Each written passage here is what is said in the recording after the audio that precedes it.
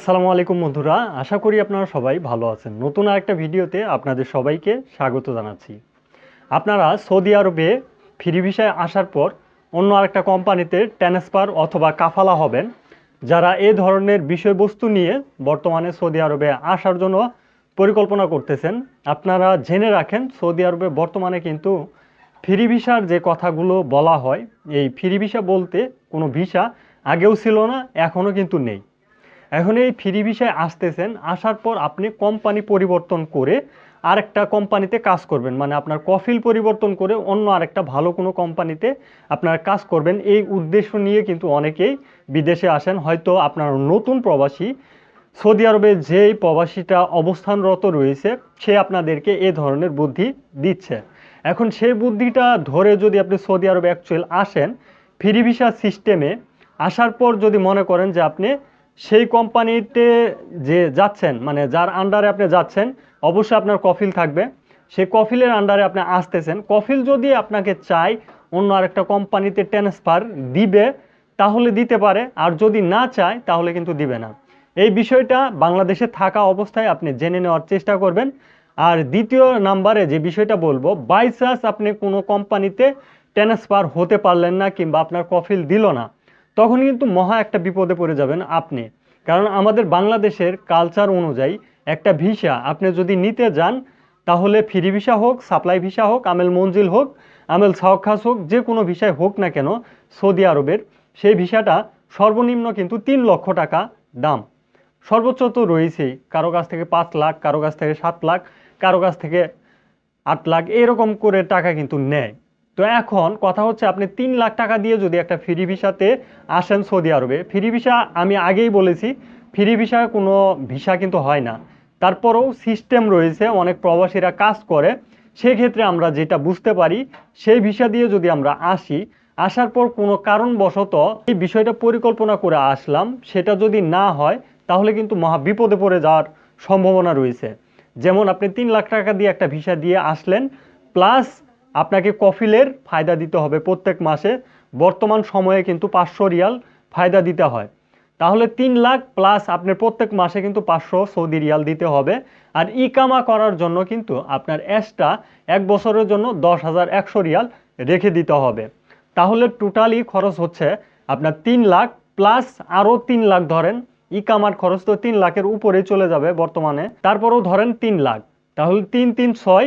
আর কফিলের ফায়দা যদি প্রত্যেক মাসে আপনি দেন, তাহলে দেখা যাচ্ছে যে 500 রিয়াল করে প্রত্যেক মাসে দিলে 12 মাসে আপনার 5 12 6,000 সৌদি রিয়াল হয়। আপনার কফিলের ফায়দা হয় 6,000 সৌদি রিয়াল। তাহলে সেখানে যদি আমি 1.5 লাখ টাকা ধরি, তাহলে টোটাল টাকা আছে 6 লাখ আর 1.5 লাখ, 7.5 লাখ টাকা কিন্তু আপনার প্রত্যেক বছর শেষেই লাগতেছে।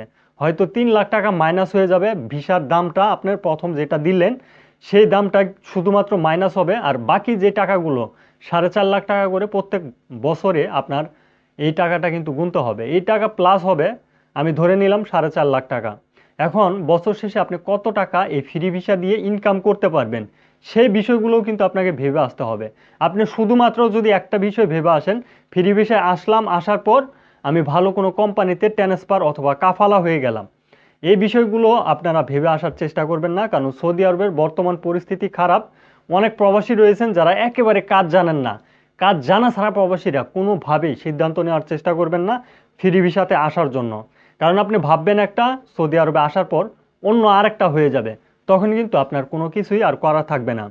সৌদি আরবের বর্তমান সময় আর আগের সৌদি আরব, এখন কিন্তু আকাশ পাতাল ডিফারেন্স হয়ে গেছে।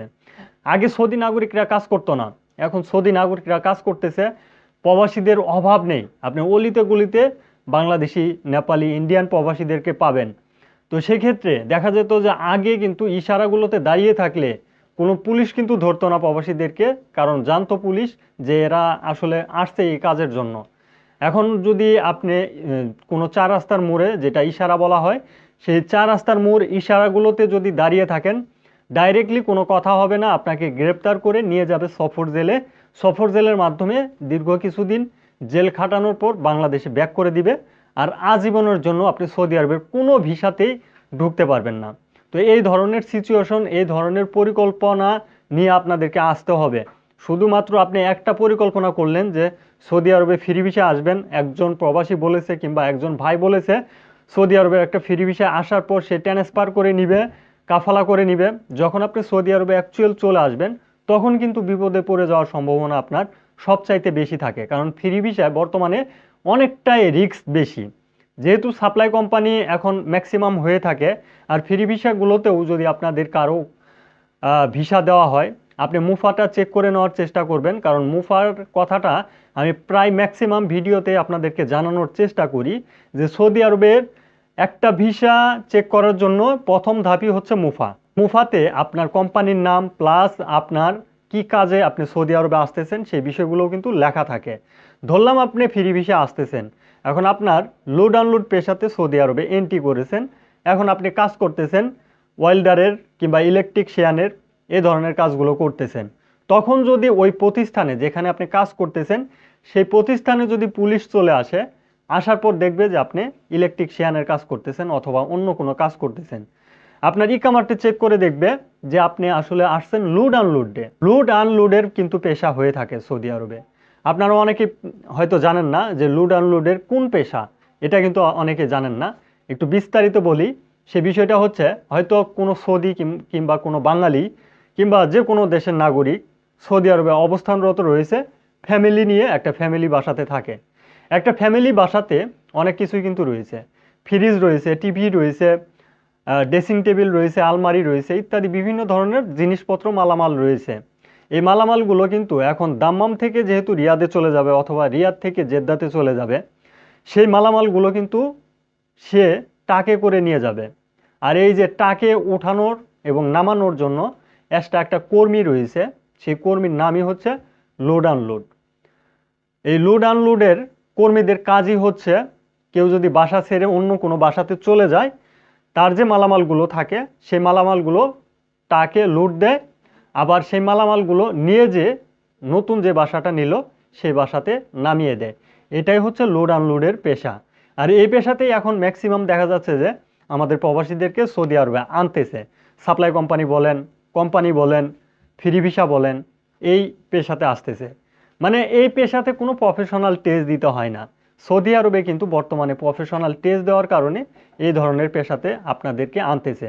অবশ্যই যাদেরকে এই ধরনের পেশাগুলো দিবে, আপনারা হয়তো ভাবতে পারেন কোম্পানির ভিসাতে আসতেছেন, ভাবতে পারেন সাপ্লাই কোম্পানিতে আসতেছেন অথবা ফ্রি ভিসায় আসবেন, পরিকল্পনা করে ফেলেছেন যে ফ্রি ভিসা আসার পর অন্য আরেকটা কোম্পানিতে ট্রান্সফার হবেন। তাদের উদ্দেশ্যে অবশ্যই একটা সতর্কতা বার্তা হচ্ছে, আপনারা যখন মুফা চেক করবেন, মুফা চেক করে যদি কারো আসে লোড আনলোড পেশা, সাবধানে আপনি সৌদি আরবে নিজ উদ্যোগে আসার চেষ্টা করবেন, কারণ আপনি কিন্তু বড় ধরনের একটা ধোঁকার সম্ভাবনা এবং ধোঁকা খাওয়ার সম্ভাবনাই কিন্তু রয়েছেন।